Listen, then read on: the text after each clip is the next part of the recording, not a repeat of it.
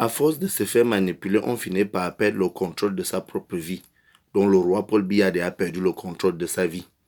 Si en 36 ans, tu n'as rien fait, c'est que c'est pas le reste de 7 ans ou les 1 an qui te reste à vivre que tu pourras faire quelque chose pour le peuple camerounais.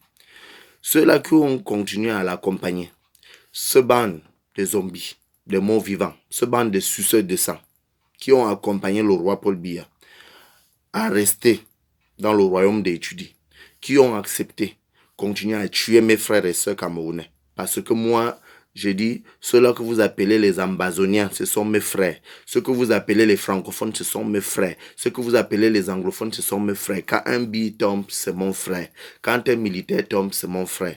Lorsque vous les manipulez parce que vous voulez continuer à régner, à rester au royaume des Étudis, et cependant, moi, je perds mes frères, et cependant, vous êtes en train de piller notre pays et faire de notre pays ce que vous êtes en train de faire, c'est que cela doit cesser. Je me rends compte qu'ils ont dit, ah, le petit parle trop parce qu'il est en train de faire en sorte que le peuple se rende compte de ce que nous sommes en train de faire. Je vous dis à ceux-là, je réponds à ceux-là, que si on doit donc me tuer comme vous avez promis que vous allez me tuer parce que je défends mon peuple, parce que je défends le peuple camerounais, parce que je défends les biens, parce que je dénonce l'injustice que vous êtes en train d'instaurer et réinstaurer dans notre pays. C'est que cela, j'ai déjà choisi de mourir depuis. Si on doit me liquider, parce que je dénonce les vérités, que c'est vous qui êtes en train de financer la guerre du Nord-Ouest et la guerre du Sud-Ouest, la guerre du Nord, et que c'est vous qui êtes responsable de ce massacre qui se passe dans notre pays jour et nuit et que vous faites passer à la télé, vous faites semblant de dire que tout va bien au Cameroun, cependant les populations sont en train de crever parce que vous voulez défendre vos intérêts égoïstes, ce que cela aussi est déjà accepté d'avance. Si on doit m'éliminer, parce que je dis c'est une bande de vieillards qui doivent libérer la tête des institutions camerounaises et permettre à ce que la jeunesse et donner la chance, ce qui est de droit à la jeunesse camerounaise de prendre les choses en main pour diriger les pays, pour bien faire les choses, pour laisser la liberté d'expression, pour permettre à ce que chaque Camerounais bénéficie de ressources minières, ce que cela aussi est déjà accepté. Parce que vous ne rendez compte à personne. Vous prenez ce pays-là comme si c'était pour vous, comme si c'était le vôtre. Le vert, rouge, jaune, c'est pour tous.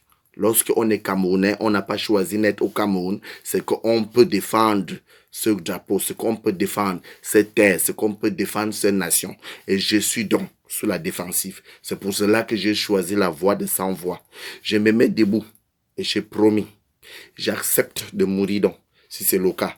Et je profite à répondre à ceux-là qui disent qu'un papa de 86 ans pourra encore nous donner une chance de comprendre et d'accepter que cela ne peut plus se faire, que nous ne pourrons plus accepter cela.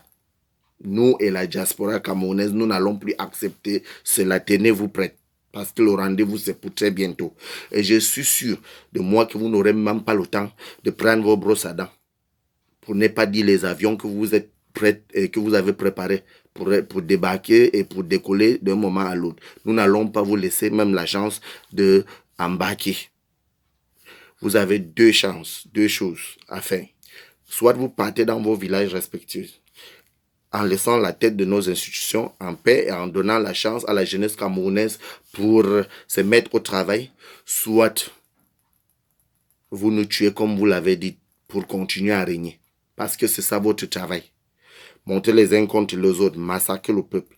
Et ceux-là qui pensent que quelqu'un qui a fait 36 ans au pouvoir, qui n'a rien foutu, que tuer son peuple, pour pouvoir faire ces 36 ans, il fallait manipuler et massacrer le peuple camerounais, qu'on lui donne encore une chance de plus pour continuer à massacrer les gens. Cependant, vous avez des enfants qui ont l'avenir, que leur avenir est en train de se faire manipuler par ces bandes de vieillards, les gens de 95 ans, les gens de 85 ans, les gens de 90 ans, à la tête de nos institutions, cela doit cesser. Nous, on a préféré mourir.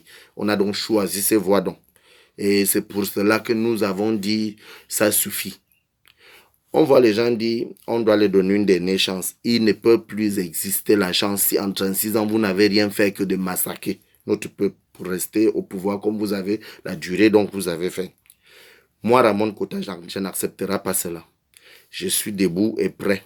Et le rendez-vous, c'est pour très bientôt. Je vous informe. Et celui qui se laissera manipuler, l'agent secret ou le bille qui va se faire manipuler pour venir vers moi, aura affaire à moi. Il aura le rendez-vous là, sera avec un vrai garçon. Et je suis prêt à échanger avec qui veut l'entendre. Je dis ça à qui veut l'entendre.